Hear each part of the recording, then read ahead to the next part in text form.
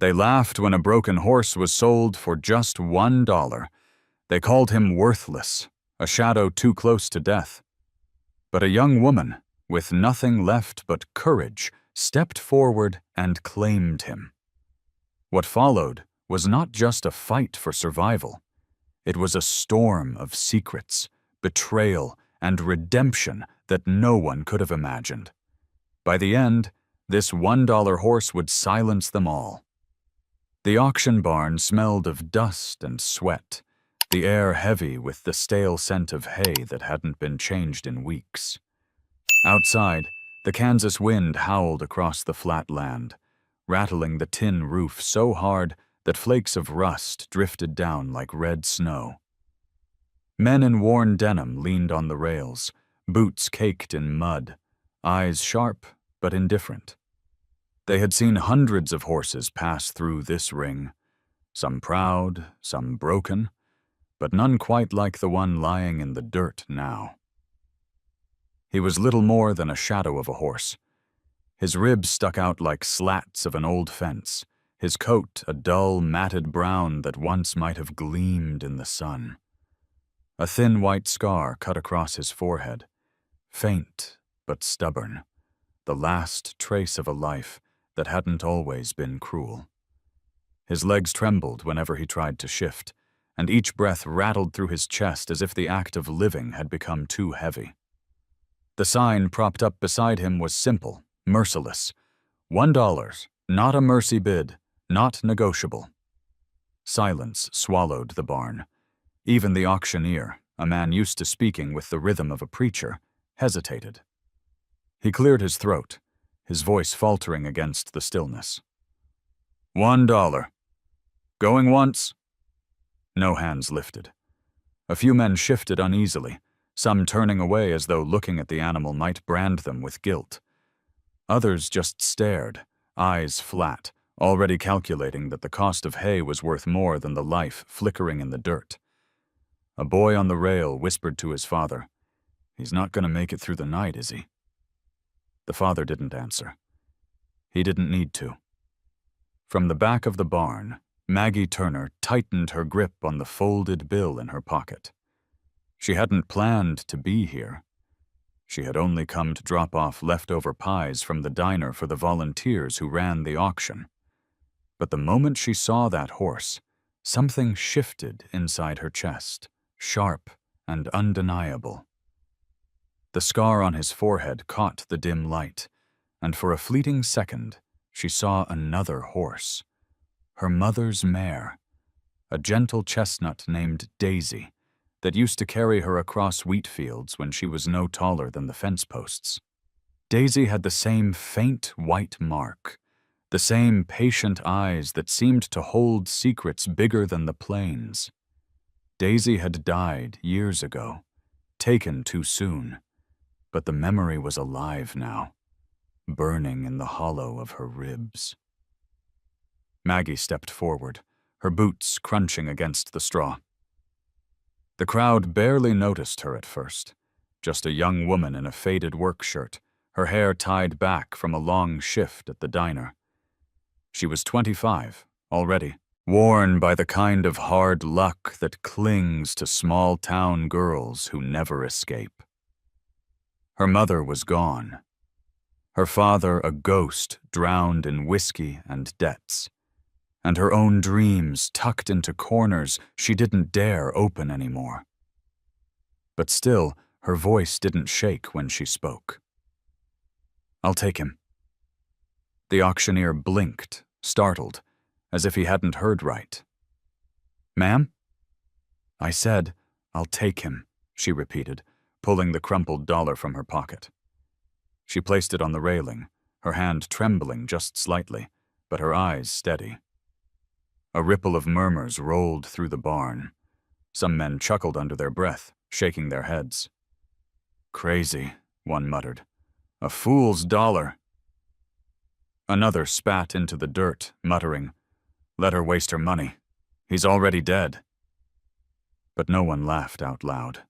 Not when they saw the way Maggie knelt beside the horse, pressing her forehead gently against his, her hands stroking the rough fur with a tenderness that felt like defiance. "You're not done," she whispered, her voice breaking just enough to betray the weight she carried. For a long heartbeat, nothing changed. The horse lay still, his eyes glazed with exhaustion. Then, so faint it could have been imagined, his ear flicked toward her voice. Maggie drew in a sharp breath. The sound of it cracked the silence open like a hammer striking glass. The auctioneer cleared his throat again, his eyes softer now. "Sold," he said quietly. His gavel tapped once against the block, but it sounded more like a prayer than a verdict. As Maggie rose, she slid her arm beneath the horse's fragile neck. He was heavier than she expected, yet fragile in a way that frightened her. Around her, the men stepped aside, some curious, some ashamed. No one offered to help. They just watched as she guided the trembling creature toward the exit, her own frame slight against his staggering weight. Outside, the Kansas wind cut like a blade, carrying with it the smell of earth and the far-off promise of rain. Maggie's old pickup sat crooked by the fence, rust eating away at its edges, the bed barely strong enough to hold a stack of hay bales. She didn't have a trailer, didn't have medicine, didn't even know if she had enough gas to make it home. But she had the horse, and that was enough. She tugged gently at the lead rope, whispering encouragements under her breath. The horse stumbled, legs buckling, but he moved. Step by fragile step, he followed her into the uncertain night. Someone in the crowd called after her, voice low, almost pitying. "He won't last till morning." Maggie didn't turn around. Her jaw tightened, her eyes fixed on the dark horizon. She only whispered to the horse beside her, the name slipping out like a vow she hadn't realized she'd been holding all along. "Chance. That's what you are. Just one more chance." And with that, the girl and the $1 horse disappeared into the Kansas dusk, leaving behind a silence so heavy it felt like the whole barn had forgotten how to breathe. The gavel's tap still rang in Maggie's ears as the knot of men parted to let her through. She kept one hand on the lead rope and the other over the crumpled dollar she'd already surrendered, as if someone might yank both away and call the whole thing a mistake. The horse swayed beside her, head low, every step a careful argument with gravity. The auction lights hummed and flickered overhead, throwing his bones into relief. He looked like a sketch of a horse rubbed nearly to erasure. "Office," the auctioneer said softly, nodding toward a door at the back. He didn't say good luck. He didn't have to. His eyes carried the weight of a man who'd watched too many living things turn into numbers. Inside the makeshift office, a coffee maker hissed and sputtered, working on fumes like everything else in the building. A woman with penciled-on eyebrows and a wedding ring, worn thin by years, slid a clipboard across a desk scarred with names and stains. "Bill of sale, liability waiver, initial here, here, and there." Her voice was business, but her eyes kept sneaking back to the animal visible through the greasy pane of glass.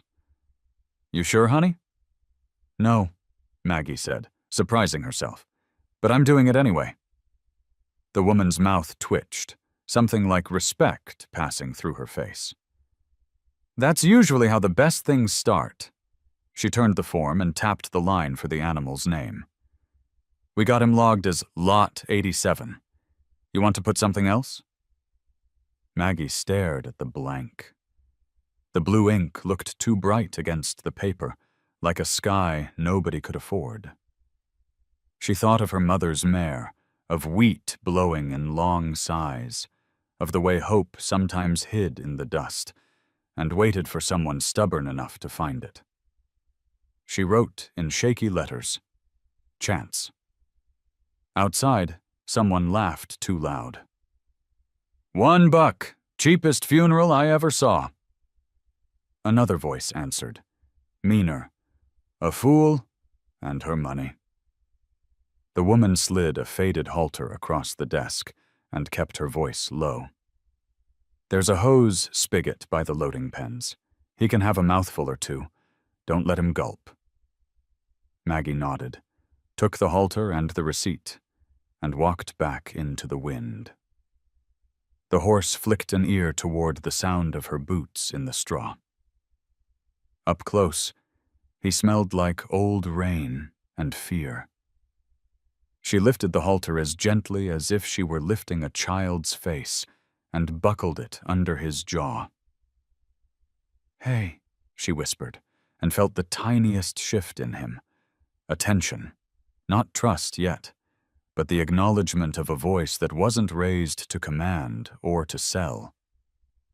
She led him toward the side pens, where the concrete sloped into a rectangle of mud that had once been grass. The spigot groaned when she turned it. Water came reluctantly, coughing brown before it ran clear. She cupped her palm, let the stream fill it, and held it under his muzzle. He sniffed, lips dry and cracked, then licked once, twice, and finally took a small drink that trembled down his throat like it might not make the journey. "Easy," she said. "Small sips. We got time." They didn't. Not really. She knew she was late for the closing shift at the diner. She could already hear Gina's voice, equal parts worry and exasperation. "Where are you, Mag? I can't run the whole place with 2 hands and a prayer." She knew the electricity bill had a red stripe on it, and the landlord had started leaning on his car horn when he came by, as if noise could shake money loose from stone. But none of that mattered next to the life wavering in front of her. "The world will wait," her mother used to say when storms pressed hard against the windows. "The world will wait, if you ask it kind enough." "Need a hand?" A boy stood at the rail, the same kid who'd asked his father if the horse would make it.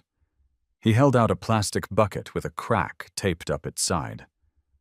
"We got this from the back." "Thank you," Maggie said, taking it. His father kept his eyes on his boots and pretended not to see the exchange, as if kindness were an embarrassment in front of other men. She filled the bucket shallow and set it down. The horse nudged it, took another drink, longer this time. When he stopped, he let his muzzle rest in the rim, as if even the thought of lifting it was too much. She slid her fingers up the groove between his eyes and felt the heat there, the frantic flutter of life doing math with pain. "You better get him out of here 'fore dark," a man called from the fence, not unkindly. "Coyotes get bold around the lots, and we got storms coming." "I don't have a trailer," Maggie said, hating the way the words came out small. She straightened her shoulders. "But I'll figure it out." The man shrugged, his sympathy traveling only as far as his hands. "Call someone." He spit, nodded like he'd done his duty by saying it, and walked away. She fished her phone from her pocket, battery at 12%, screen spiderwebbed from a fall in the diner parking lot. Contacts were a sparse map: Gina, landlord, Mom, the number she refused to delete, and Sam Jenkins. She stared at Sam's name. He'd been the neighbor since she was 10, the man who fixed whatever her father broke, who never asked questions she couldn't answer. He smelled like motor oil and the peppermint gum he chewed to keep from smoking. He had a laugh that started in his chest and shook the dust off bad days. He also had the only pickup with a stock rack left in their corner of the county. She called. It rang 4 times. "Jenkins?" the voice answered, that familiar gravel softened by age. "It's Maggie," she said, and then realized she didn't know how to continue.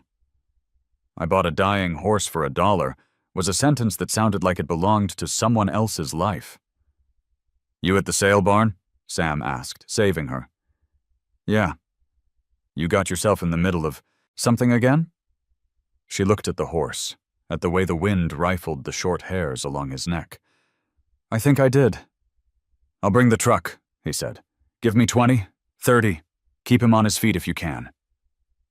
A pause, then, gentler. You okay, kid? She wanted to say yes. She wanted to say, I don't know. What came out was, he has a name. Chance. That's a good start, Sam said, and hung up. Maggie slid her phone back into her pocket and pressed her cheek against the horse's. The cold from his skin seeped into her, and under it a faint warmth that felt like something rescued from a fire. She whispered nothing words, half lullaby, half nonsense, just sound to keep them both from falling into the silence that scared her. The parking lot thinned. Engines turned over. Headlights swept across the fence slats in long, slow blinks as trucks pulled away into the flat dark. A woman in a floral apron from the pie booth came by with a towel and a handful of carrots.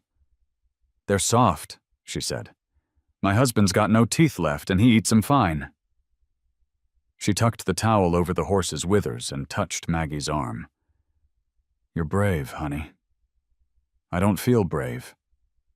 Brave don't always feel brave. The woman smiled and shuffled off, leaving a smell of cinnamon in her wake. Thunder grumbled far off like an old dog. The wind changed, bringing with it the taste of rain and the iron tang of lightning. The horse shifted, one shaky step, then another. Maggie braced her shoulder against him to keep him from going to his knees. Stand with me, she said, just for a little. Then you can sleep. She remembered nights on the floor by her mother's hospital bed, the fluorescent light not quite reaching the corners, the beeping machines insisting on their version of truth. She'd learned then how to hold vigil, how to be a quiet lamp in the room of someone else's pain. You sit, you breathe with them, you don't look away. Chance, she said again, trying the name on his skin. It fit. He lifted his head a fraction, as if agreeing. She took one of the carrots, broke it into thin coins, and held out a piece. He sniffed it, turned his head, then back again, and took it delicately with his lips. The small sound of chewing felt enormous. A flashlight beam bounced across the lot. We're closing up, ma'am, a security guard called, apology in the set of his shoulders. Storm's moving fast. You can wait under the lean-to if you need. We leave the gate unlocked for folks hauling late. Thank you, she said. She didn't move. Minutes stretched into measures of breath. Rain came in exploratory drops, darkening the dust where they landed, then gathered its confidence and became a curtain. The tin roof over the pens turned the downpour into a drum line.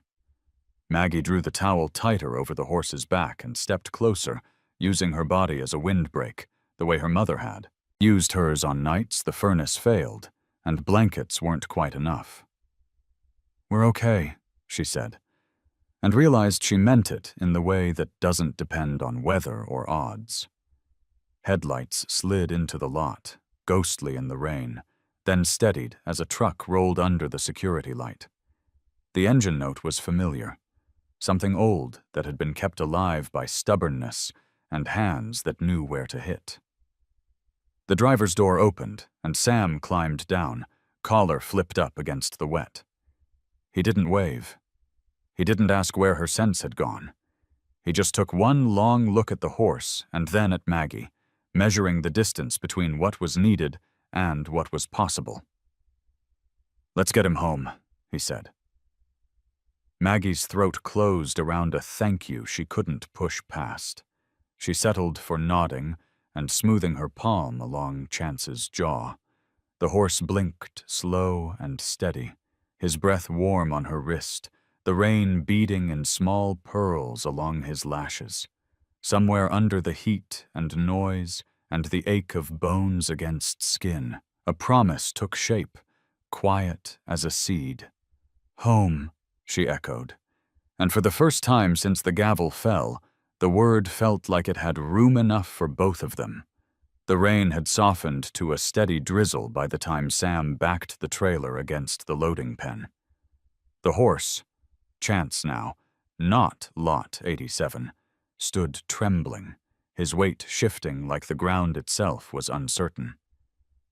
Maggie wiped her face with the sleeve of her flannel, not knowing if the wetness was from rain or the heat behind her eyes. "Easy, boy," she murmured, coaxing him toward the ramp. His hooves clattered against the metal, each step sounding like a question with no promise of an answer. Sam steadied the lead rope from the other side, his weathered hand firm but gentle. Together, they guided Chance into the trailer's dim shelter. The moment the ramp clanged shut, the horse jolted, eyes rolling, but then sagged as though the fight had drained clean out of him. Sam climbed into the cab, cranking the engine alive. Maggie slid in beside him, damp hair sticking to her cheeks, the smell of horse and mud heavy on her skin. For a long mile, they drove in silence, the wipers beating time against the windshield. She wanted to thank him, but the words sat too fragile in her chest. Instead, she asked, "Do you think he'll make it?" Sam's eyes stayed on the dark ribbon of highway. "I've seen worse pull through," he said after a beat. "But it won't be easy. He's got more bones than flesh right now. And trust, well, that takes longer to mend than ribs." The road stretched endless, marked by fence posts bent from wind and years. Maggie leaned her forehead against the cold glass. Out there, beyond the reach of headlights, she imagined other horses grazing, healthy and whole, tails swishing against the wet night. She pictured her mother, too, younger, laughing in the saddle with wheat fields streaming like a golden river around her. Memory had a way of riding shotgun, uninvited but insistent. When they turned onto the gravel road leading to her trailer, the tires spat rocks like small fireworks. The place looked smaller than ever. 2 rust-stained steps up to a dented door, one window patched with cardboard. Sam shut off the truck, and the silence after the engine felt heavy, pressing against the drizzle. "You sure about this, Mag?" His voice was low, not doubting, but offering a last out. She nodded. "He needs me." Then, softer. "And maybe I need him." They worked in tandem to unload him. The trailer ramp groaned. Chance balked, nostrils flaring at the smell of wet earth. Maggie hummed under her breath, a tune her mother used to hum at bedtime, and the horse flicked an ear, uncertain. He stepped down, shaky but willing, and followed the rope into the makeshift pen Sam had rigged from old panels and baling twine. The ground was soft with straw Maggie had scavenged from a neighbor's field, damp but better than the mud he'd known. When he finally stood inside, Maggie exhaled, her shoulders slumping. The horse's ribs showed like scaffolding, his coat dull beneath the rain, but in the lantern glow his eyes caught a spark. Not trust. Not yet. But a flicker, like a coal hidden under ash. Sam tightened his collar against the wet. "I'll bring over some feed tomorrow. Don't let him gorge. He'll founder." He started for the truck, then paused. "Maggie." She looked up. "Sometimes saving something near dead means it saves you too. Just don't forget you're worth saving, all right?" Her throat closed, too full for words. She only nodded.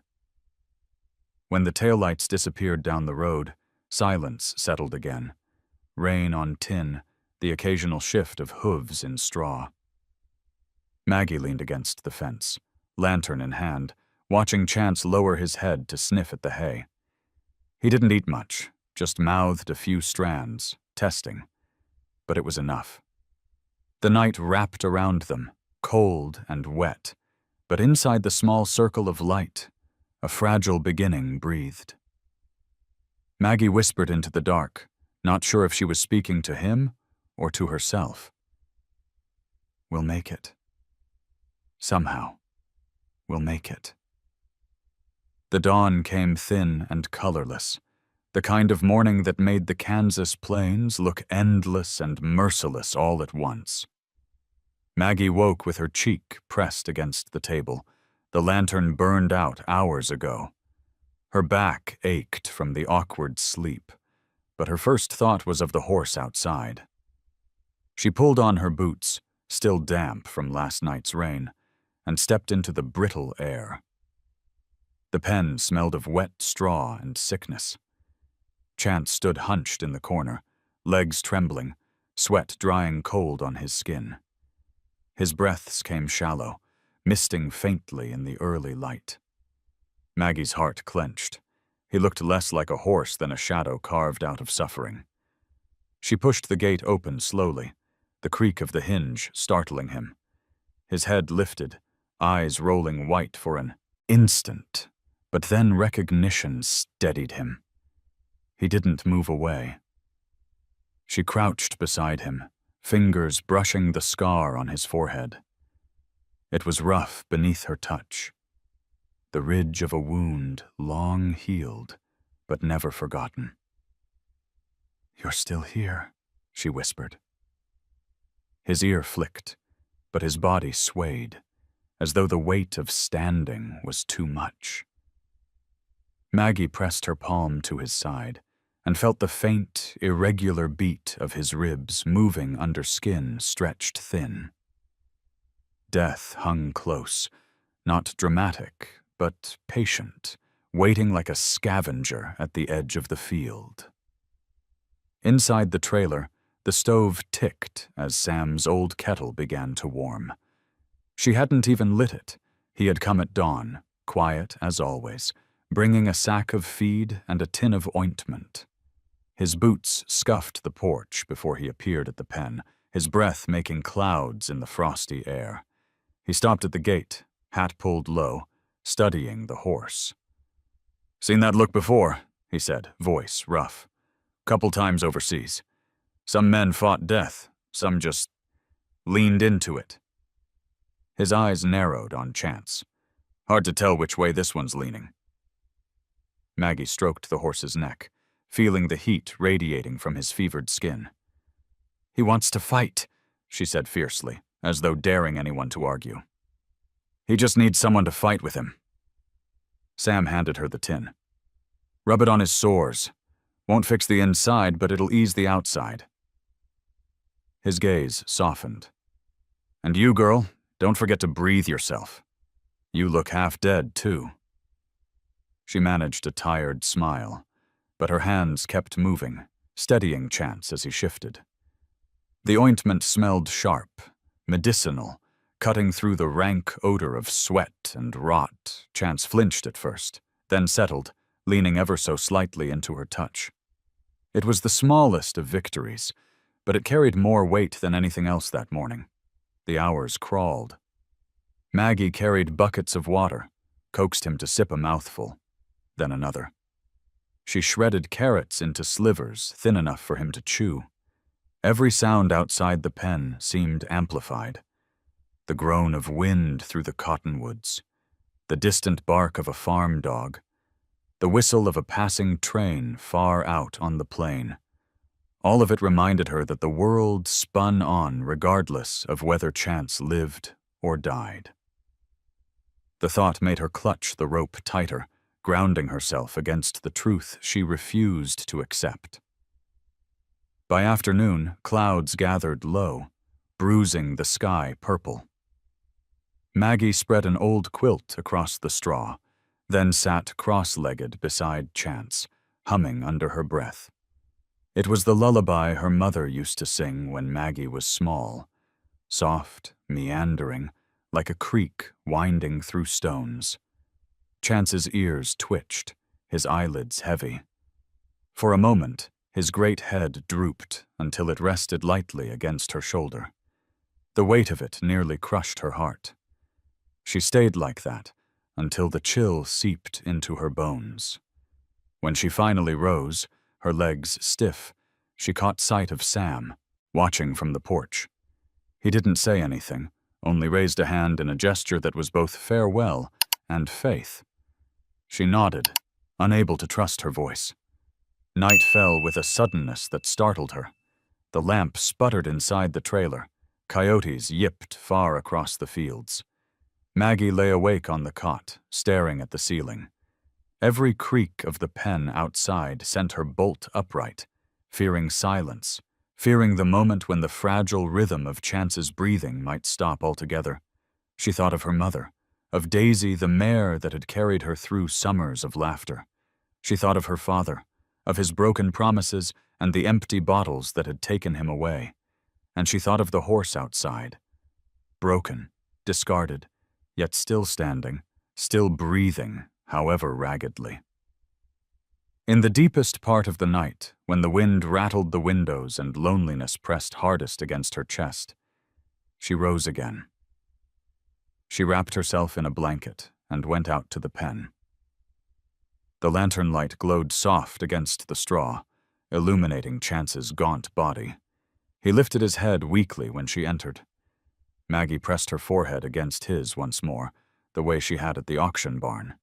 The smell of damp earth and horse sweat filled her lungs. "Don't you quit on me," she whispered, tears hot against the cold air. "Don't you dare." Chance exhaled, a rough, uneven breath that brushed warm against her cheek. His eye closed slowly, not in surrender, but in weary trust, as if for this night he would lean on her strength instead of his own. Maggie stayed until dawn, painted the horizon pale gray, her hand never leaving his mane. Death had come close that night, closer than she could bear, but by some stubborn miracle, Chance still stood when the first light touched his scarred face. And for Maggie, that was enough to believe he would stand again tomorrow. The storm rolled in from the west without warning, turning the horizon into a wall of slate. Maggie had been hauling water to Chance when the first gust cut across the plains, stinging her cheeks with dust and sharp bits of hay.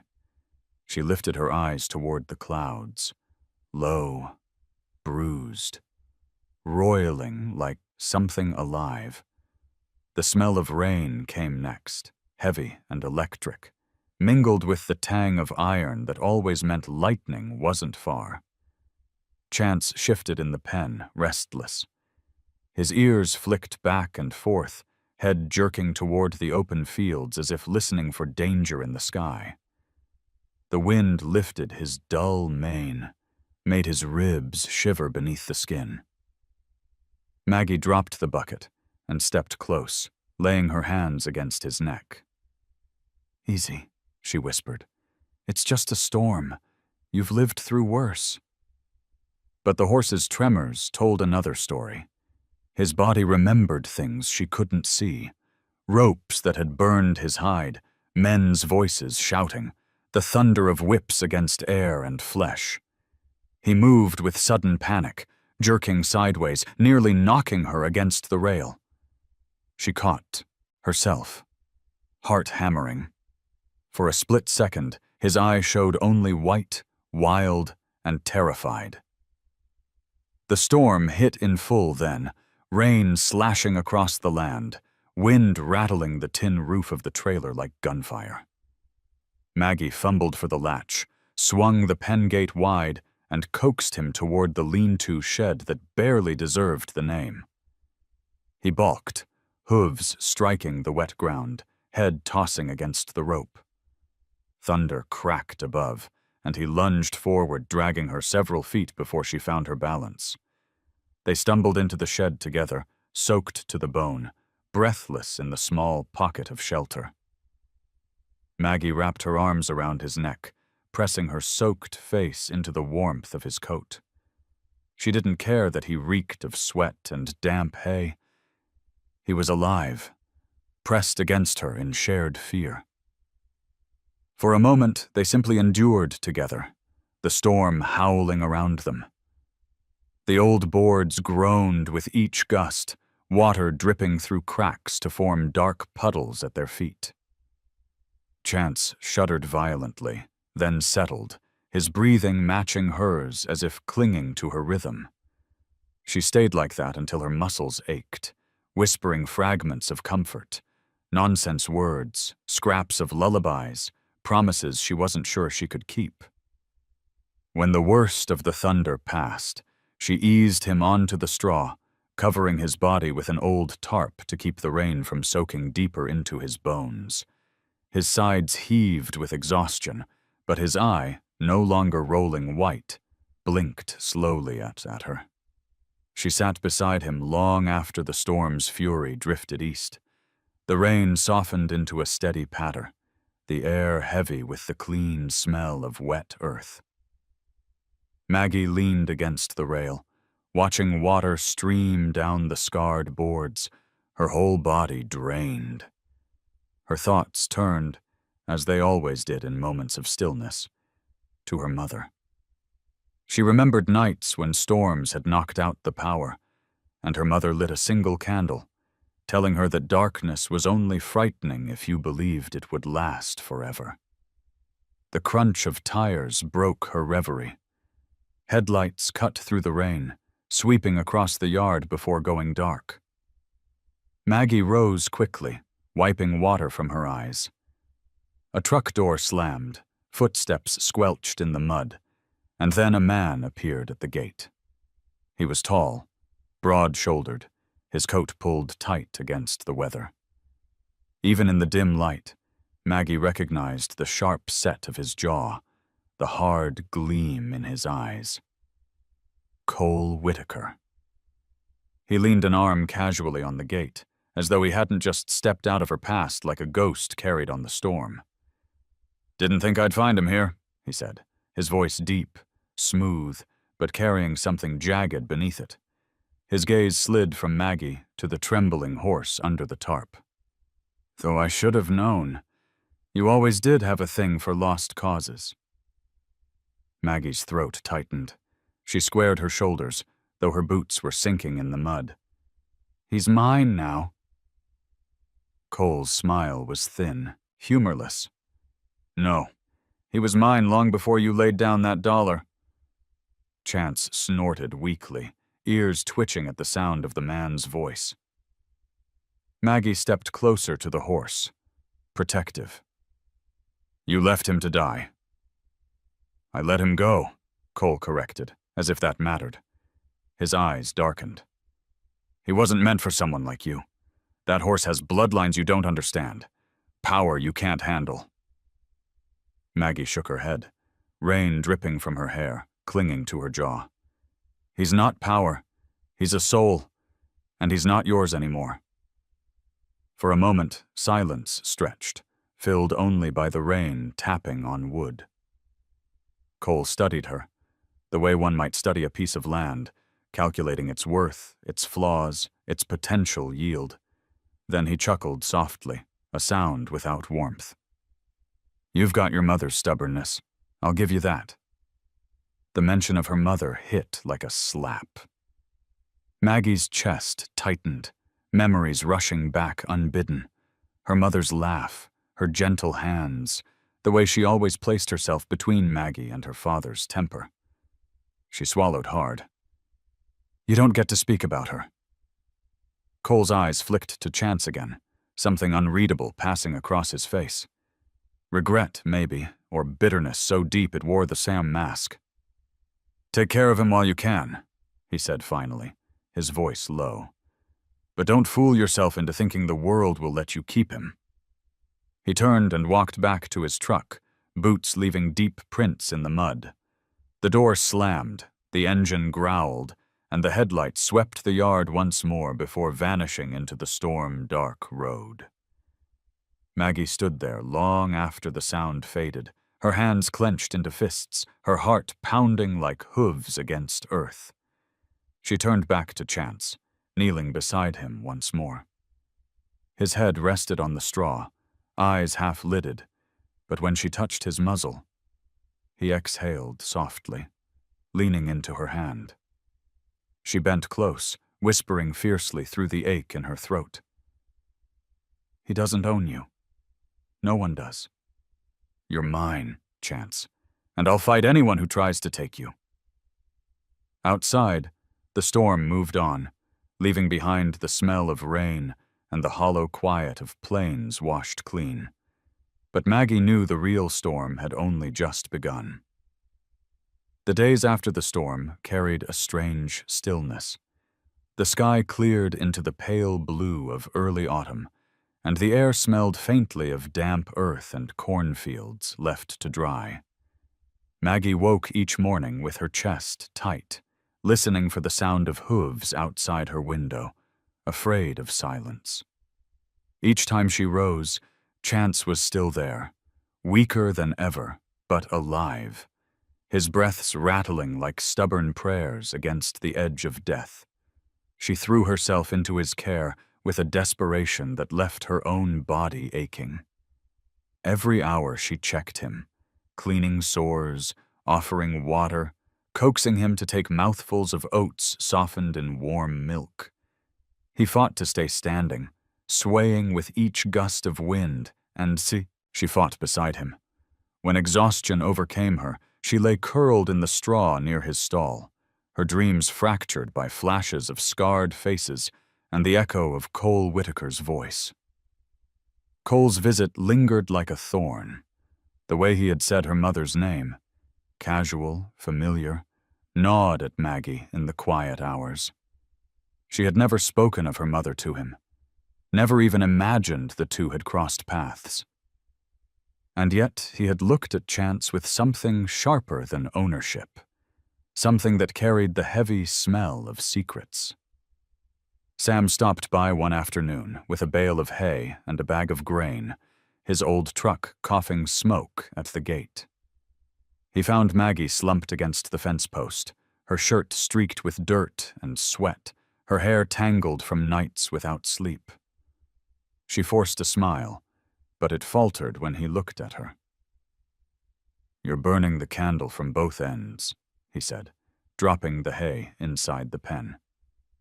His voice was gentler than usual. "That horse needs you steady. If you break, he breaks too." "I'm fine," Maggie insisted, though her voice cracked. She turned quickly, grabbing the feed scoop. "I just need to keep him alive. That's all that matters." Sam didn't argue. He watched her scatter the softened grain, watched Chance lower his gaunt head to sniff and nibble. The horse's movements were fragile, yet stubborn, as though sheer willpower alone kept him upright. Sam's brow furrowed. "He's tougher than he looks. Reminds me of somebody." She glanced up, and the small curve of his mouth told her the words were meant as comfort, but his eyes held something darker. Knowledge he hadn't spoken yet. That evening, after Sam left, Maggie found herself staring at her mother's old journal, the worn leather cover tucked into the bottom drawer of her dresser. She had read the first pages countless times, lists of chores, recipes, little notes about Daisy the mare. But further in, the handwriting grew hurried, almost frantic. She turned to one of those pages now, her hands trembling. "Cole stopped by today. He and your father argued again, loud enough to shake the walls. It was about the horses, of course. Always the horses. He says your father is breeding for strength, not speed, that it isn't natural. I begged them both to stop, but men don't stop when pride gets its teeth in them." Maggie froze, her chest tight. Cole and her father. The partnership Sam had hinted at. The breeding. Her eyes skimmed down the page, her breath quickening. "I worry what they're creating. Not for the horses' sake, though God knows that keeps me awake at night, but for what it means. A living thing isn't a tool. I told your father that. He wouldn't look me in the eye." The words blurred as tears stung her vision. She snapped the journal shut, her pulse hammering in her ears. Chance wasn't just another horse discarded to die. He was part of something larger, something her family had touched with their own hands. The sound of boots crunching gravel outside pulled her back. She stuffed the journal under her pillow and ran to the window. The fading light caught the outline of a man leaning against the fence. Cole. Her stomach clenched, but she forced herself outside, fists tight at her sides. "What do you want?" she demanded, her voice trembling with more rage than fear. Cole straightened, his coat collar turned up against the evening wind. "I wanted to see if he's still alive," he said, nodding toward Chance. His tone was casual, but his eyes followed the horse with a hunger she didn't trust. "He's alive because I'm keeping him alive," Maggie snapped. Cole's mouth twisted into something between a smile and a sneer. "You think you know what you're holding, but you don't. That horse isn't just a bag of bones. He's the last piece of an idea your father and I nearly broke ourselves trying to build." Maggie's breath caught. "You don't get to talk about my father." "I knew him better than you think," Cole said softly, almost like confession. "He was reckless, but brilliant. He believed he could change what a horse was, make something stronger, faster, unyielding. Chance was born out of that madness. He carries it in his blood." She shook her head, stepping closer to the pen as if to shield Chance. "He's not an experiment. He's a horse. My horse." Cole's eyes hardened. "Then you'd better pray you can keep him hidden, because there are men who'd rather see him destroyed than let your father's mistakes walk the earth again." The words hung heavy in the cooling air. For a long moment neither spoke. The wind tugged at Maggie's hair, carrying the faint smell of rain-soaked soil. Chance lifted his head, ears pricked, as if listening. Cole finally turned toward his truck, his boots grinding against gravel. "Take care, Maggie," he said over his shoulder. "Secrets have a way of digging themselves up." The engine roared, headlights cutting across the yard before fading into the night. Maggie stood frozen, the journal's words echoing in her mind. She pressed her forehead against the rough wood of the pen, tears spilling hot onto her cheeks. Chance stepped closer, his muzzle brushing her shoulder as if sensing the storm inside her. She wrapped her arms around his thin neck, sobbing into his mane. "They won't take you," she whispered fiercely. "I don't care who they are. You're not theirs. You're mine." The horse shifted, leaning his fragile weight against her. His breathing was shallow, uneven, but steady. And in that quiet moment, beneath the weight of buried truths, Maggie made a promise that cut deeper than blood. She would fight, against men, against secrets, against the past itself, if it meant saving him. The morning sun crept slow over the horizon, lighting the plains in muted gold.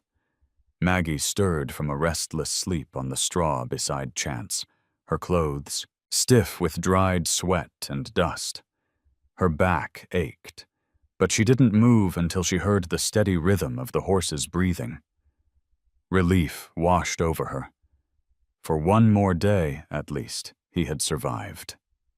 She rose stiffly, brushing straw from her jeans, and stepped into the cool air. The farmyard was quiet, save for the rustle of wind through the brittle corn stalks left standing beyond the fence. It was the kind of morning that usually brought peace, but unease lingered in her chest. Cole's words from 2 nights before still gnawed at her. Men who'd rather see him destroyed. She hadn't told Sam, hadn't told anyone, but the memory pressed heavy, like a stone lodged beneath her ribs. She made coffee on the old stove, sipping it bitter and black, while staring out the window at Chance's pen. His thin frame shifted against the light, ribs casting shadows across his skin. He lifted his head when her gaze touched him, his ears twitching at the sound of her spoon against the mug. For the first time, she thought she saw something in his eyes other than fear, something that looked almost like resolve. The sound of a truck pulling into the drive jolted her from thought. She stepped onto the porch, shielding her eyes. Sam's battered pickup rolled to a stop, but instead of his usual easy wave, his expression was grave. He climbed out slowly, a folded envelope in his hand. "This came to my place," he said without preamble. His boots crunched on the gravel as he held it out. "No return address, but it's for you." Maggie frowned, her stomach knotting. She took the envelope, the paper rough and thin, like it had been handled too many times. Her name was scrawled across the front in a hurried, almost angry hand. She tore it open with trembling fingers. The note inside was short. "The horse is not yours. He is dangerous, unlawful. If he's seen in public, he will be seized. Do what's right before worse comes of it." There was no signature, no clue of who had written it, but the words bled menace. Her vision blurred with fury. She crumpled the paper in her fist, heat rising in her chest. "Who would send this?" she demanded. Sam's face was carved in lines of worry. "Could be anyone. Word spreads fast around here. Folks gossip, and some of them are close to the association. Cole's warning wasn't just talk, Maggie. They don't want a horse like him out in the open." Maggie shook her head violently. "He's not a mistake. He's not theirs to take." Sam sighed, pulling his hat low. "I know, but they've got laws and money. You've got neither. That makes for a hell of a fight." "I don't care," she snapped, her voice sharp enough to cut. She turned toward the pen, gripping the rails.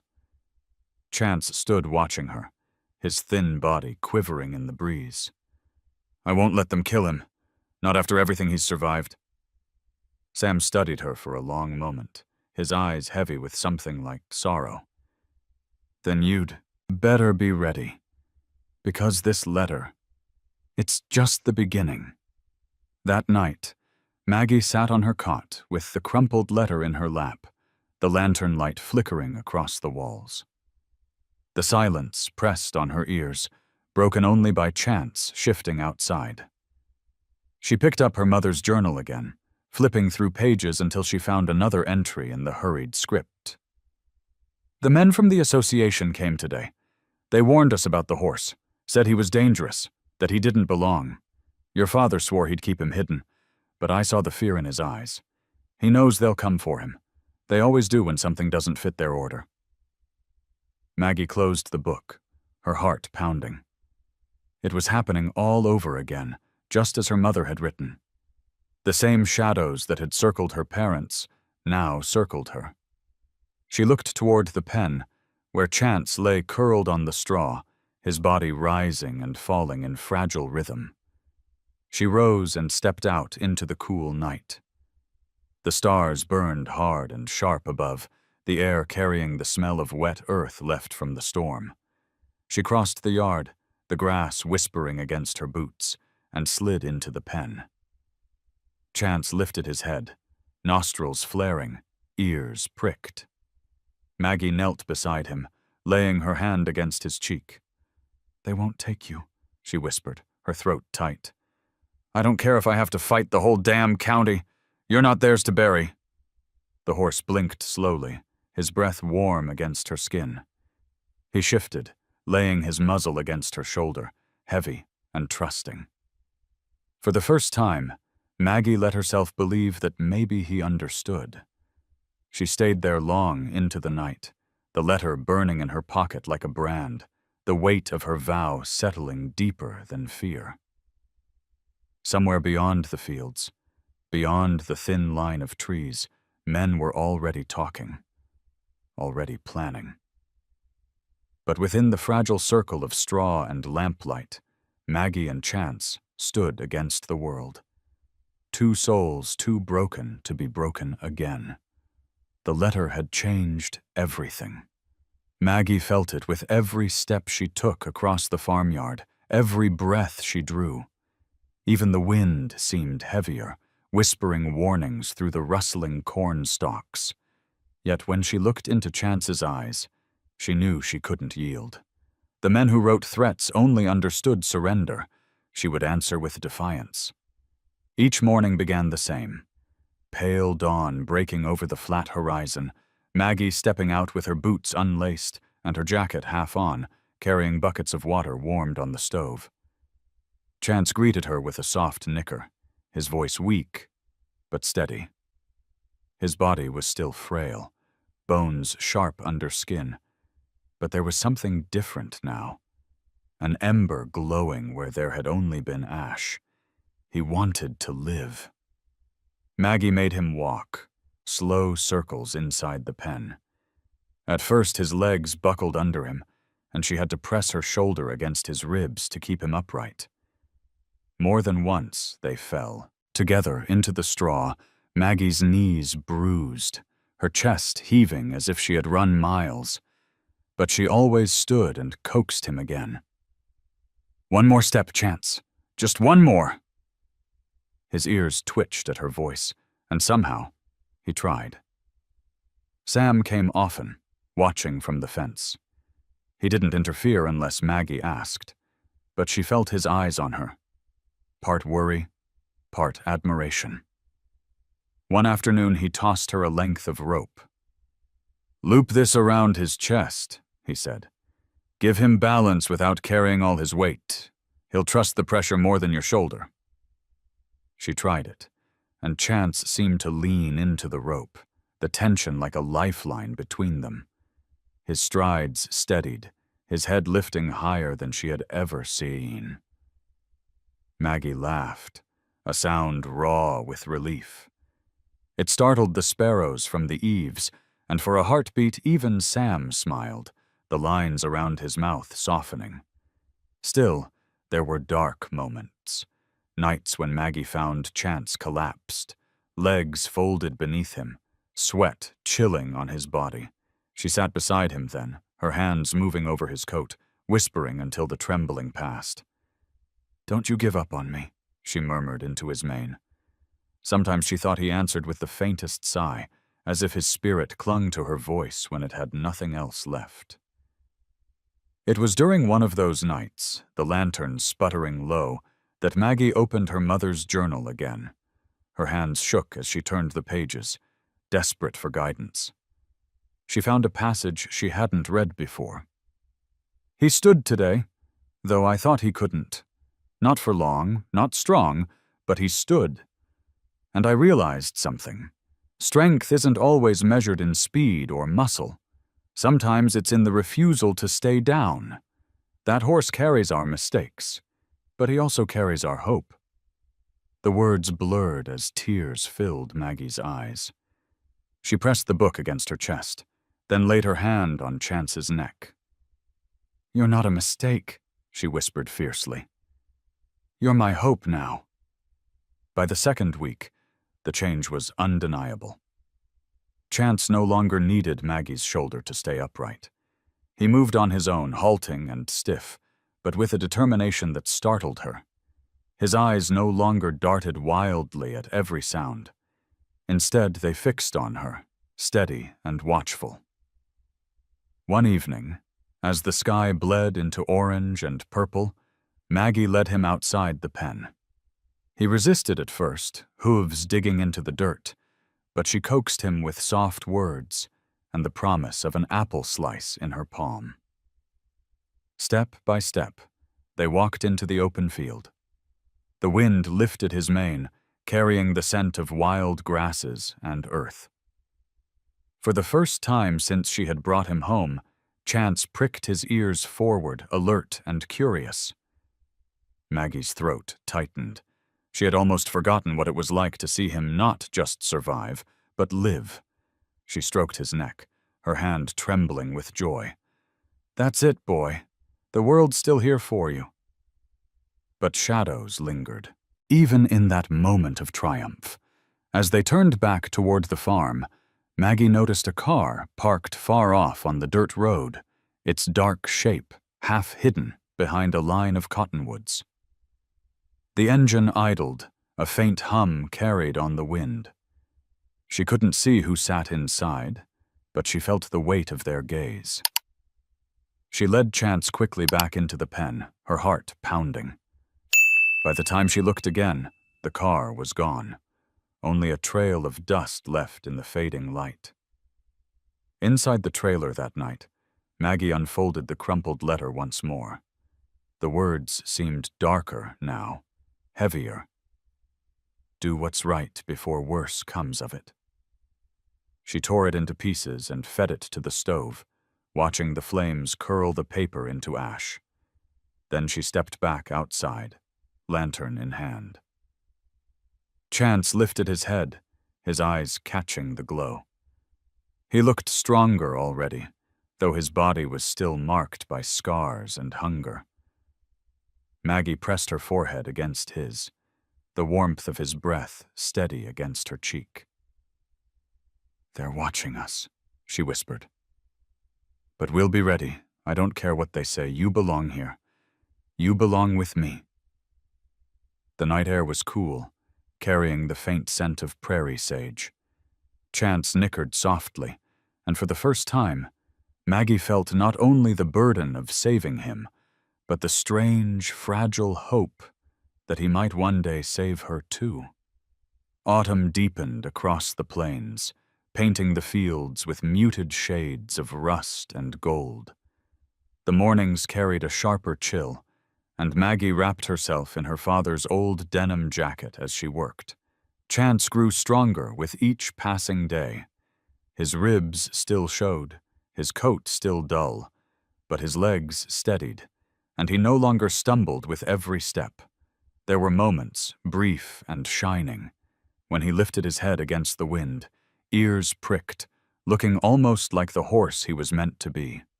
But peace never lasted long.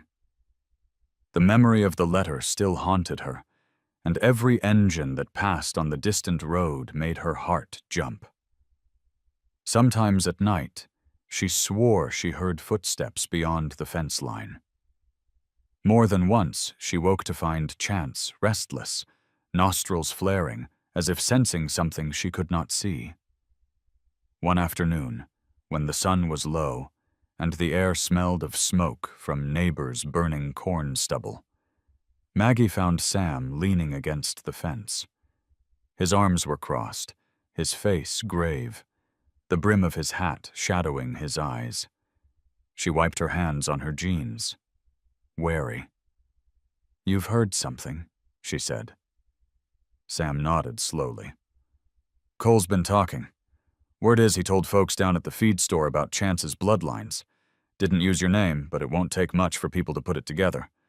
There's talk that the association may send someone official. Inspectors." Maggie's stomach twisted. "They can't just take him." Sam's expression didn't change. "If they claim he's bred outside the rules, they can. And they will. Money and power make their own laws out here." It hesitated, then added, "Cole isn't just stirring trouble. He's carrying guilt. That man's history with your father runs deeper than he admits." Maggie clenched her fists. "Then tell me the truth, Sam. What happened between them?" For a long moment, Sam was silent, watching Chance move slowly across the pen, his thin tail swishing against flies. Finally, he spoke. "Your father was a dreamer. He believed he could create a horse that didn't just run fast, but could outlast anything. Storms, races, wars, if it came to that. He thought he could breed stamina into blood the way a man pours whiskey into a glass.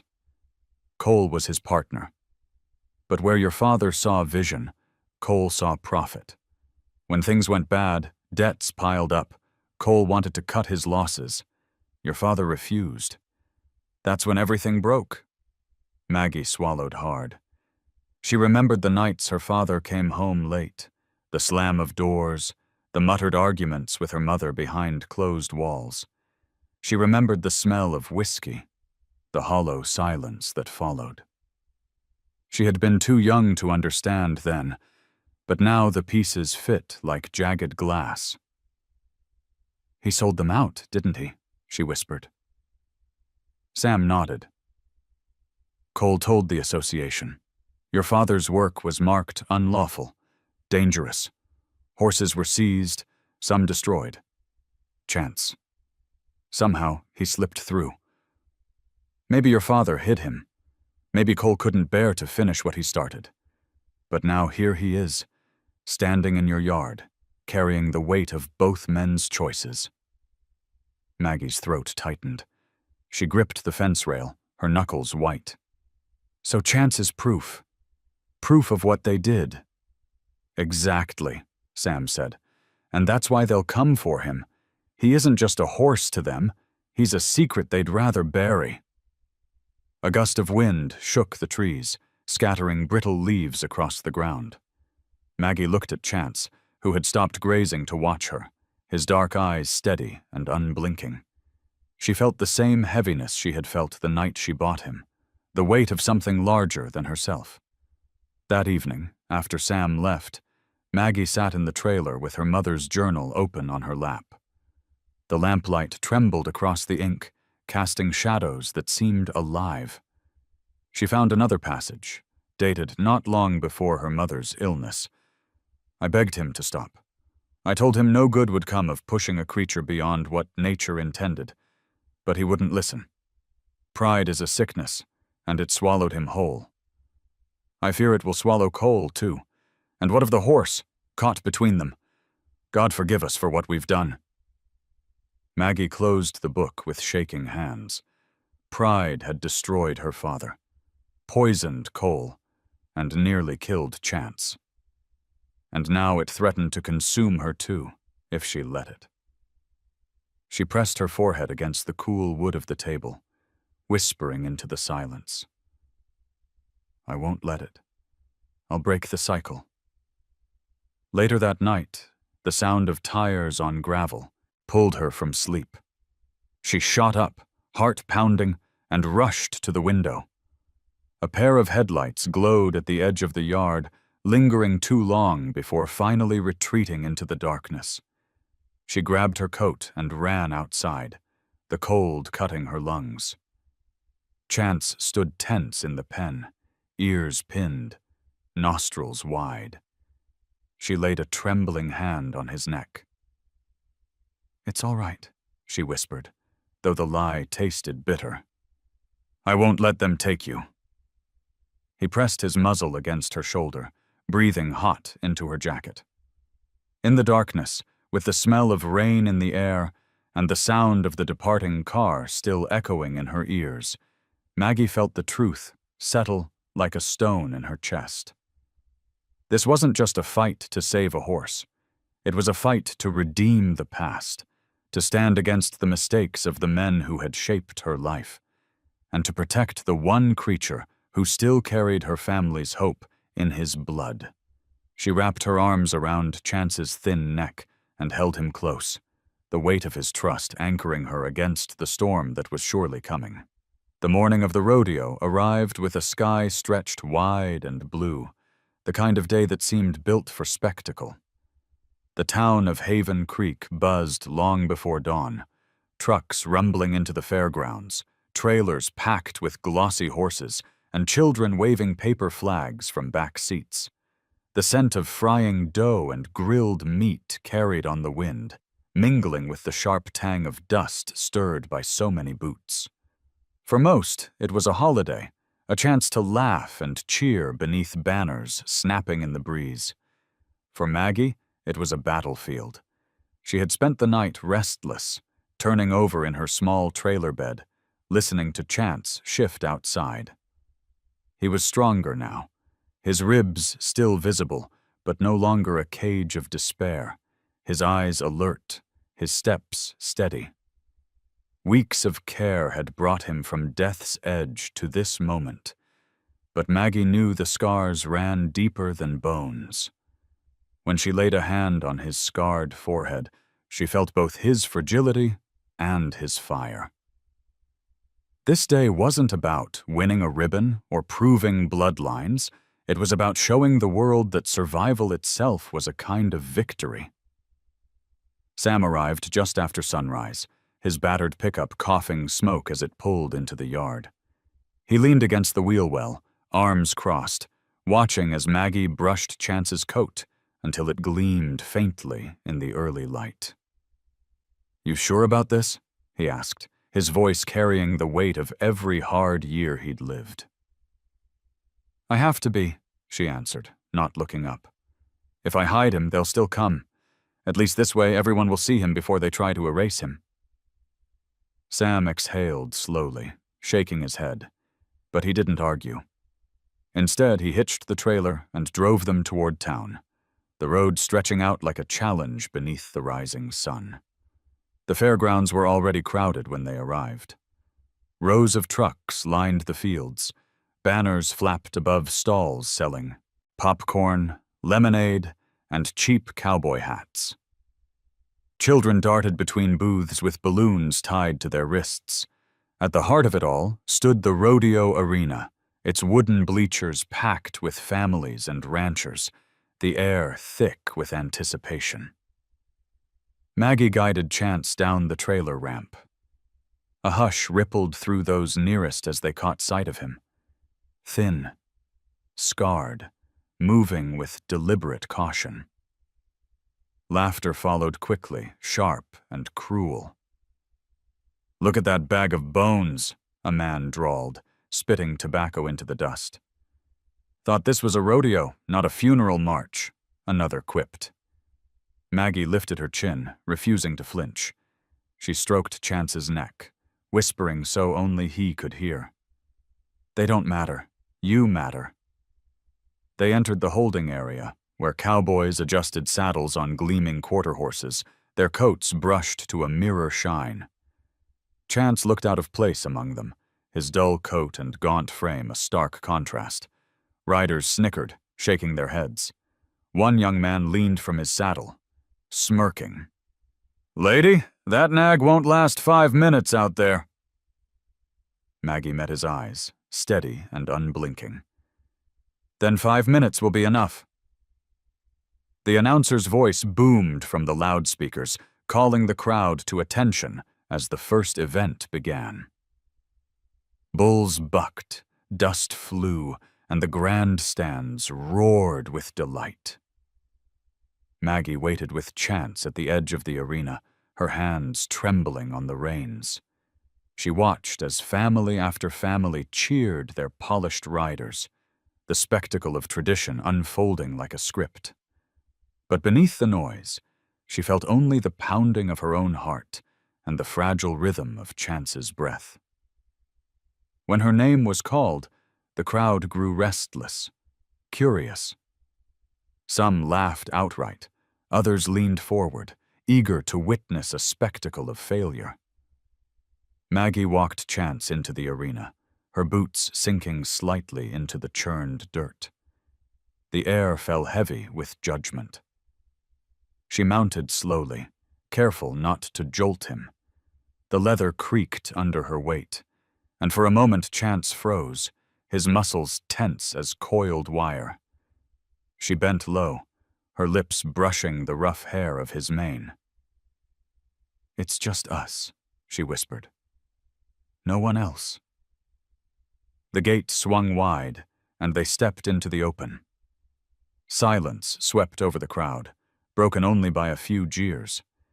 Chance moved stiffly at first, his head low, his legs uncertain. Maggie guided him gently, not pushing for speed, only for steadiness. They circled once, twice, and with each step his stride grew surer, his head lifting, his ears flicking forward. A murmur spread through the bleachers. The laughter faltered, replaced by something quieter, heavier. Mothers hushed their children, and even the cowboys leaned forward, frowns carving their faces. Maggie sat tall, her hands light on the reins, giving Chance the freedom to find his own rhythm. He stumbled once, nearly falling, and the crowd gasped. Maggie's heart leapt to her throat, but she leaned forward, whispering, urgently, Stand with me, Chance. He caught himself, legs trembling, and pushed forward again. The arena held its breath. By the third lap, the silence had transformed. No longer mockery, no longer doubt. It was reverence. The horse that had been thrown away, sold for $1, walked steady before them all, carrying his scars like banners. His steps were not fast, not flawless, but each one was a declaration. I am still here. In the stands, Cole Whitaker watched from the shadows, his jaw clenched, his eyes unreadable. He saw in Chance the ghost of old mistakes, of dreams twisted by pride and betrayal. He rose from his seat as if to leave, but stopped, staring as if rooted to the ground. When the announcer finally ended the round, the crowd erupted.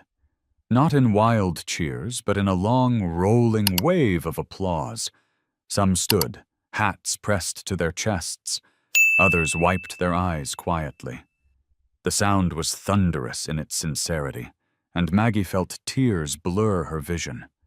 She stroked Chance's neck, her voice breaking as she whispered, "You did it. You showed them." As they left the arena, Sam was waiting at the gate. He didn't smile, but his eyes shone. "That," he said gruffly, "was more than enough." But Maggie knew the fight wasn't over. The applause could not drown the threat of the letter, nor the shadows of the men who wanted Chance gone. Yet, as the horse walked beside her, head high despite his scars, she felt a fierce certainty take root. They had stood before the world and refused to be erased. And now, there was no turning back. The applause from the rodeo lingered in Maggie's ears long after she left the arena, but it faded quickly once she reached the holding pens. Laughter, low and mocking, rolled in her direction from a cluster of riders leaning against the rails. Their boots were polished, their shirts crisp, their horses gleaming like creatures carved from sunlight. She felt their eyes rake across Chance's gaunt frame, measuring him against their own stock and finding him less than nothing. "Well, if it isn't the girl with the $1 horse," one cowboy drawled, his voice thick with disdain. He spat into the dirt and added, "Guess pity gets you applause these days." Another leaned forward, smirking. "Lady, you'd be better off knitting scarves than wasting your time with that sack of bones." His friends chuckled, a sound meant to cut deep. Maggie held Chance's reins tighter, her knuckles white, but she kept her head high. "He stood before all of you today. That's more than most men could say after being broken." The cowboy's grin faltered for a moment, but pride quickly hardened his jaw. "Don't get too proud. You brought him here. Now he's on their radar. Folks don't forget a spectacle, and the association sure as hell won't. They'll come sniffing around, and when they do, no applause is going to save you." The words struck like stones, but Maggie refused to let them see her flinch. She turned away, guiding Chance back toward the trailer. Yet inside, her chest burned. Every whisper, every laugh, every sideways glance reminded her that though the crowd had cheered, not everyone saw redemption. Some only saw a weakness waiting to be exploited. Sam appeared at her side, his jaw set. He had heard the barbs, though he said nothing until they reached the quiet stretch behind the stables. "Don't waste your breath on men like that," he muttered. "They sneer because they're afraid. Afraid you showed them something they don't understand." Maggie exhaled shakily, running a hand down Chance's neck. His skin twitched under her touch, his body still trembling from the strain of the arena. "It feels like they're circling, waiting for me to stumble." Sam looked out toward the horizon, where the fields stretched endless beneath the falling sun. "They are. but you've already proven something they can't laugh away. That's what scares them. Evening settled heavy as they loaded Chance into the trailer. The fairgrounds bustled behind them with music and the raucous cheer of carnival games, but Maggie felt the weight of silence inside the cab. Sam drove, his eyes fixed on the dark road, while Maggie watched the trailer lights flicker in the side mirror. Her mind replayed the mocking voices, Cole's shadowed stare in the stands, the letter crumpled to ash. When they reached the farm, the sky had gone indigo, stars sharp above the plains.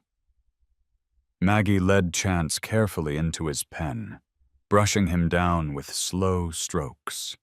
He leaned into her touch, exhausted but alive. She whispered promises against his mane, though her voice trembled with the uncertainty of whether she could keep them. Later, as she sat on the porch with Sam, the crickets singing loud in the grass, he broke the silence. "You know what comes next, don't you?" Maggie nodded. "They'll push harder." The letter was a warning. The jeers today were another. Sam's gaze was steady, his eyes reflecting the faint glow of her lantern. "Then you'd better decide how much you're willing to fight. Because once you stand against men like Cole and the ones he serves, there's no stepping back." Maggie looked out toward the pen, where Chance stood silhouetted against the night sky. Thin, scarred, but unbroken.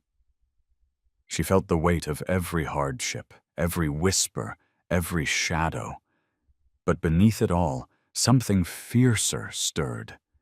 A defiance that came not from pride, but from love.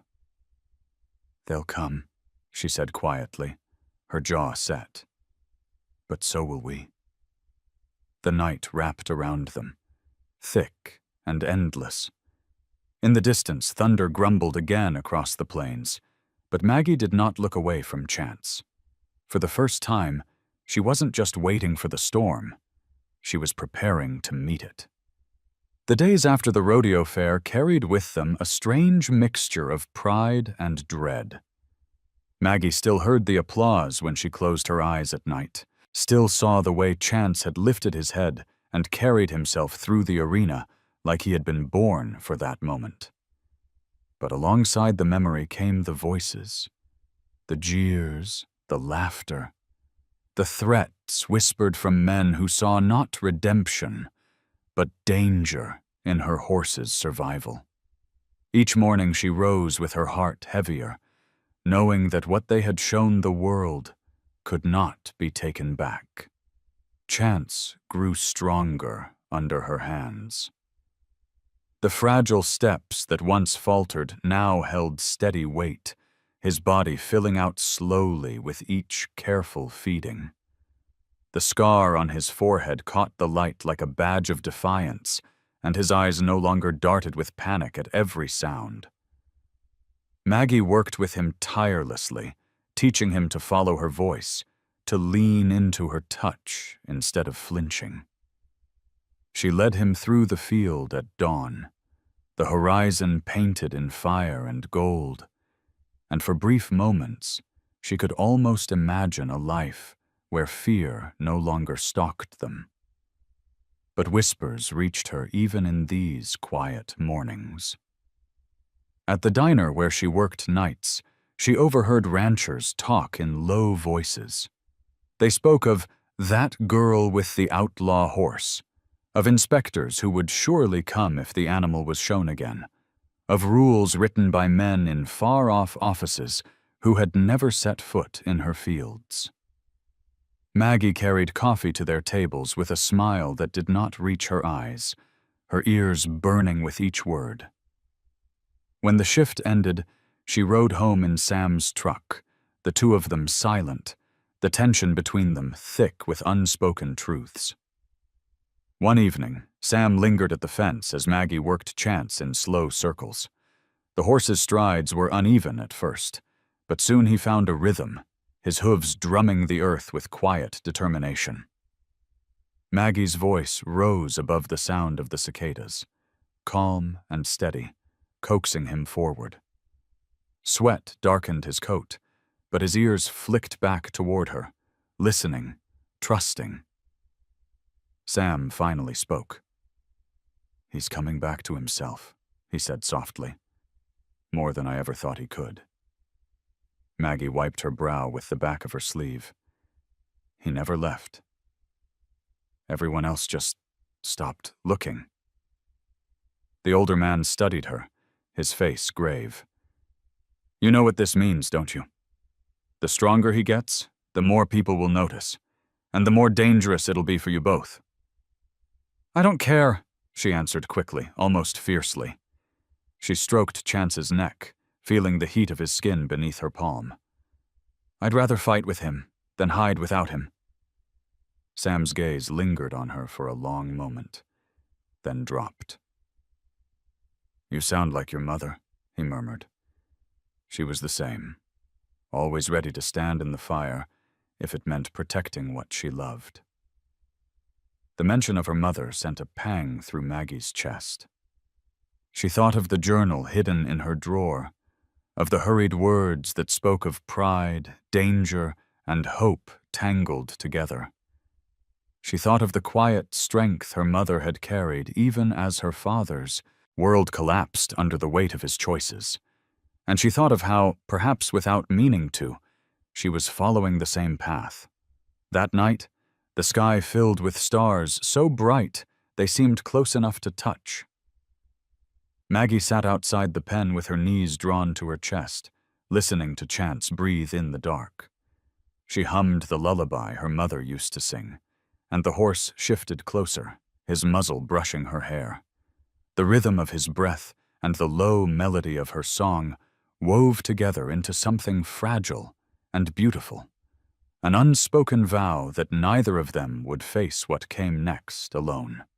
The following days blurred into a steady cadence of labor and care. Maggie cleaned wounds, brushed out tangles, and taught Chance to respond to the lightest tug of a rope.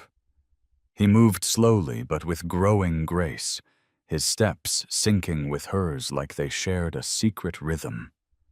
Children who passed by the farm stopped at the fence, whispering in awe at the sight of the horse once thought doomed. Some pointed and called him the miracle horse, while others only watched in silence, as if afraid to break the spell. But not everyone looked with wonder.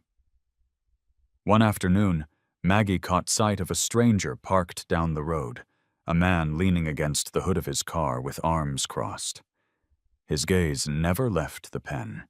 When she stepped forward, he tipped his hat and drove away without a word, leaving only the smell of exhaust and a knot of fear in her chest.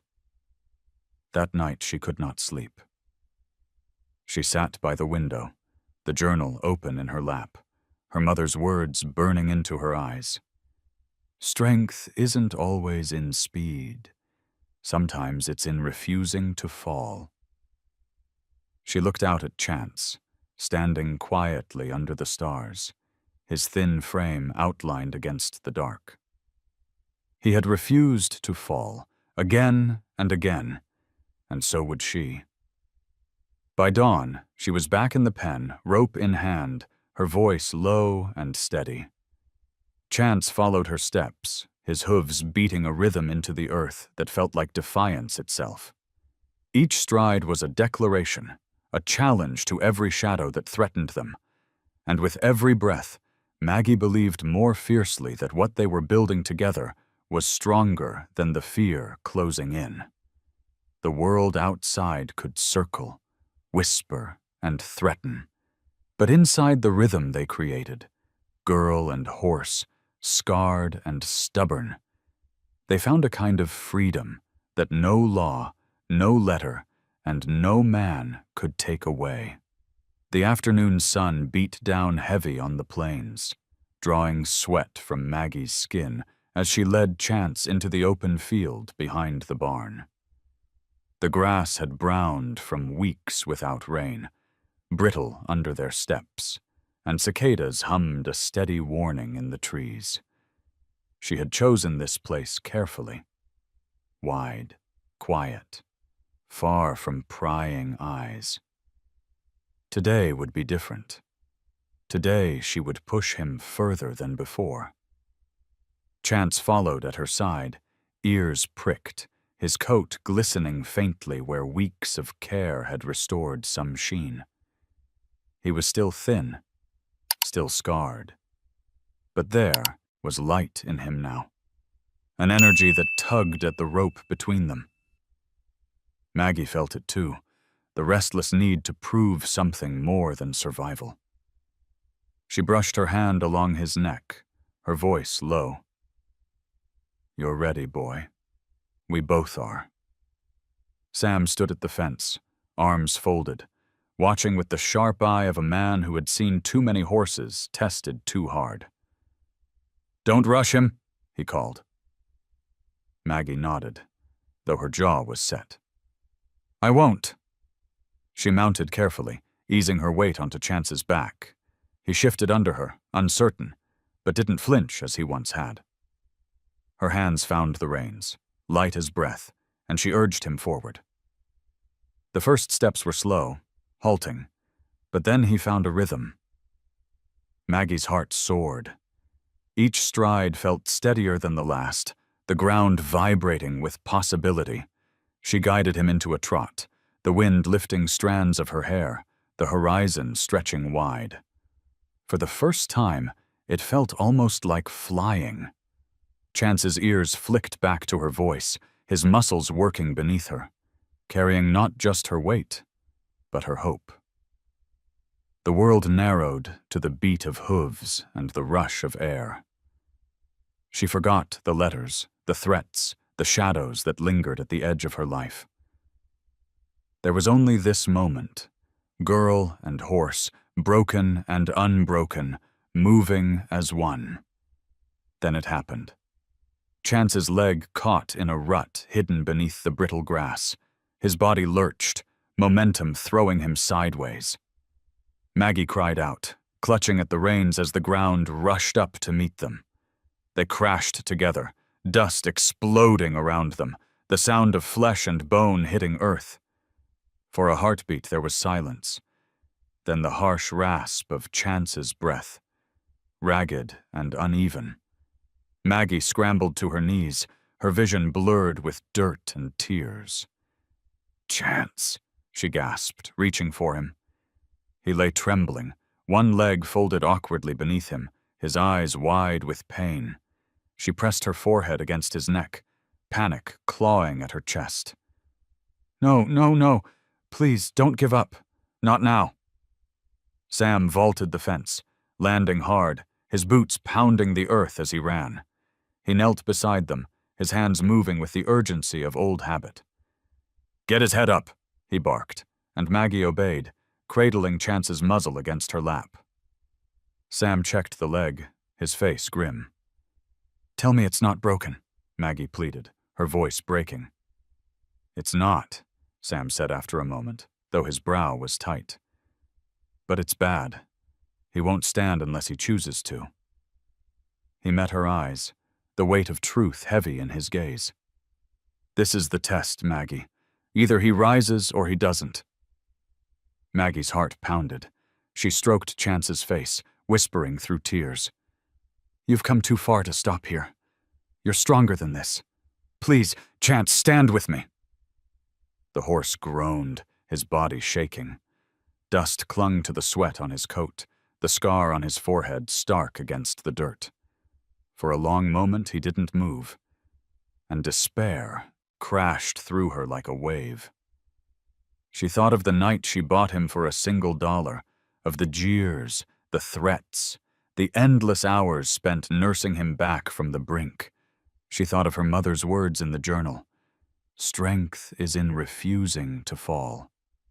She pressed her face against his mane, her voice breaking. "I need you, Chance. Don't leave me." Then, with a guttural effort that seemed to tear from the deepest part of him, Chance heaved, His legs flailed, slipped, then pushed again. Maggie and Sam scrambled back as the horse lurched upright, swaying dangerously. His sides heaved, his head hung low, but he stood. Against every odd, he stood. Maggie sobbed with relief, throwing her arms around his neck. The crowd of onlookers she feared wasn't there, but in that empty field, it felt like the world itself was watching. Chance's ears flicked forward, his chest rising and falling in uneven rhythm, and for the first time, Maggie saw not just survival in him, but triumph. Sam laid a hand on her shoulder, his rough voice low. That horse, he's got more fight in him than most men I've known. And you've got the same. Don't waste it. Maggie nodded, tears streaking her dust-stained cheeks. She looked into Chance's dark, steady eyes and felt something unbreakable settle in her chest. The fall had tested them. The rise had bound them. As the sun dipped low, painting the sky in fire and shadow, Maggie led Chance slowly back toward the barn. Each step was fragile, but each one was victory.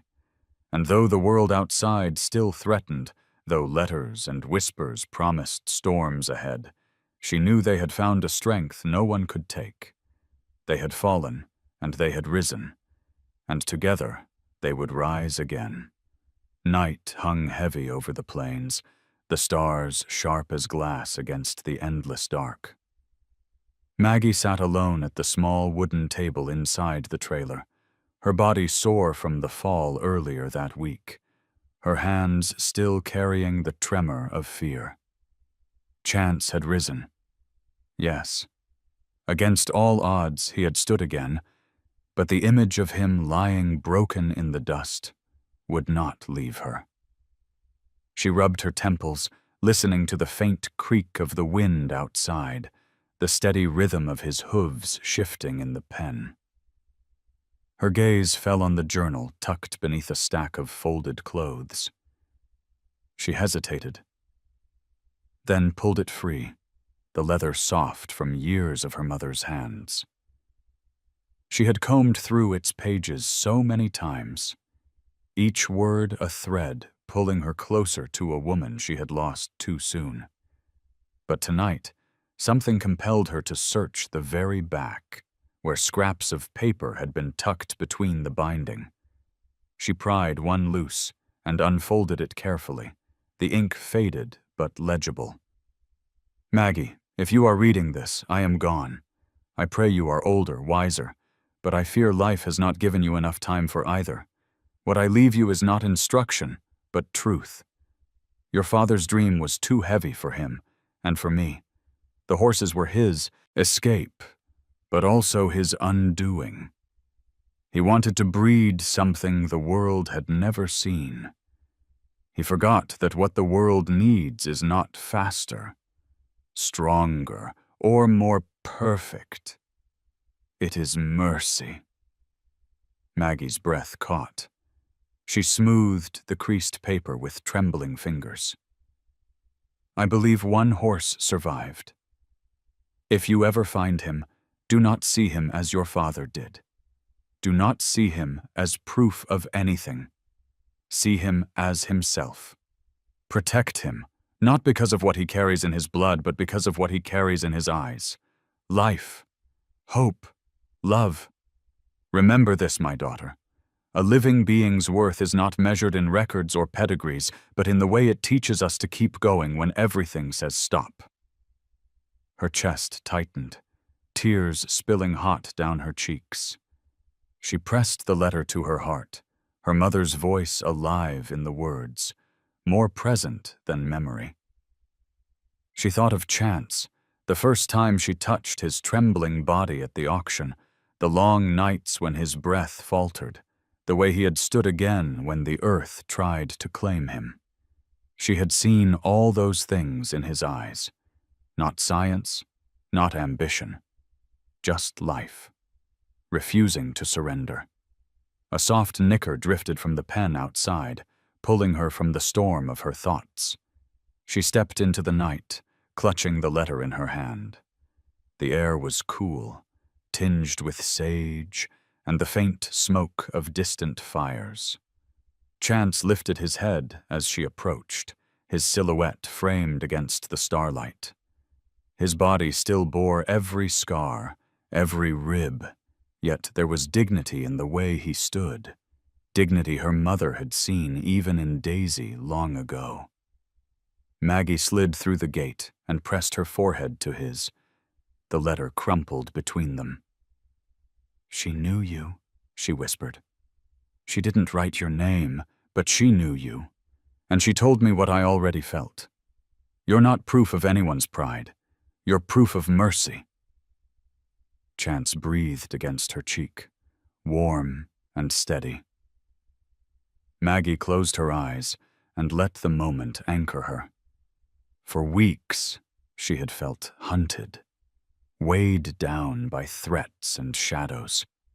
But now her mother's words rooted her like bedrock. She understood at last. This fight wasn't about bloodlines or defiance. It was about protecting the simple truth her mother had left her.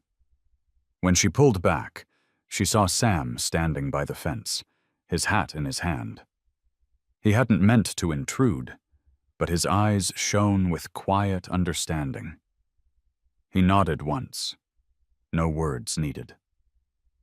Maggie folded the letter carefully, tucking it back into her jacket. She straightened her shoulders, her gaze hardening as it swept across the open fields. Somewhere out there, men were watching, waiting, circling like vultures. But they did not know what she carried now. They did not know her mother still walked beside her in every step, in every breath. She turned back to Chance, stroking the scar on his forehead. "They'll come again," she said, her voice steady now. "But we won't face them empty. We have her. We have each other. And that's more than they'll ever understand." The horse shifted closer, pressing his weight against her side, and Maggie let herself lean into him. The night wind swept across the fields, but it could not move her. She was no longer standing alone in the storm. She was standing on her mother's promise, with Chance as her living testament. And when dawn came, she knew they would both be ready. The sun bled red across the Kansas horizon, painting the fields in fire as Maggie stood at the edge of the rodeo grounds once more. The day had been long, filled with tension that rattled her bones, whispers among the crowd, and the constant fear that at any moment the men from the association would appear to take Chance away. But now the stands were empty, the dust settled, and the echoes of the day's clamor faded into a vast, sacred quiet. Chance stood beside her, his coat catching the last light, ribs still faintly visible, but no longer the mark of defeat. His head was high, ears forward, eyes alive with something fierce and unshakable. The same horse who had once been sold for $1, discarded as a ruin, now stood tall against the open sky. Maggie reached up and brushed her fingers along the scar on his forehead. "You've come farther than anyone believed," she whispered. Sam leaned against the rail nearby, his hat tipped low, his weathered face softened by something close to pride. "You proved them wrong today," he said, his voice quiet but steady. "Not just about him, about yourself." Maggie didn't answer. Her throat was too tight. She looked out over the field where only hours before the crowd had watched in awe as Chance carried her steady and strong, his steps not flawless but undeniable. The applause had been thunderous, but it wasn't the sound that lingered in her heart. It was the silence afterward, when the people had stopped laughing, stopped doubting, and simply believed. The letter from her mother lay folded in her pocket, its words etched into her soul. Do not see him as proof. See him as himself. Maggie understood now more than ever what that meant. Chance was not a weapon, not an experiment, not a mistake to be erased. He was mercy, living and breathing in front of her. He was survival, stubborn and defiant, refusing to fall. And he was hers, not by ownership, but by the bond forged in the hours when both of them had nothing left but each other. Cole Whitaker had been there too, watching from the shadows of the stands. His face had been pale, lined with the kind of regret that years cannot wash away. He hadn't spoken to her again, hadn't tried to claim the horse, but when their eyes met, Maggie had seen the truth. He knew Chance would never belong to him. Not now. Not ever. Whatever secrets lay in the bloodlines, whatever sins tied Cole to her father, they no longer had power here. Chance had broken free of them the moment he stepped into the arena and stood tall before the world. The night air grew, colder, as the last light drained away. Maggie stepped closer to Chance, resting her forehead against his, closing her eyes as his breath warmed her cheek.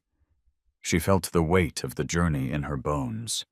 The auction barn, the storm, the collapse in the field, the threats and the jeers. But beneath it all, she felt something else. Peace. For the first time in years, she wasn't running from her past or fearing the future.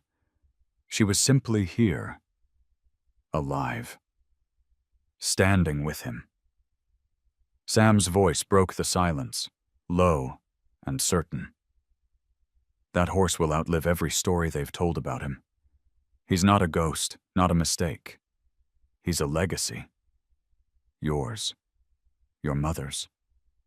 His own.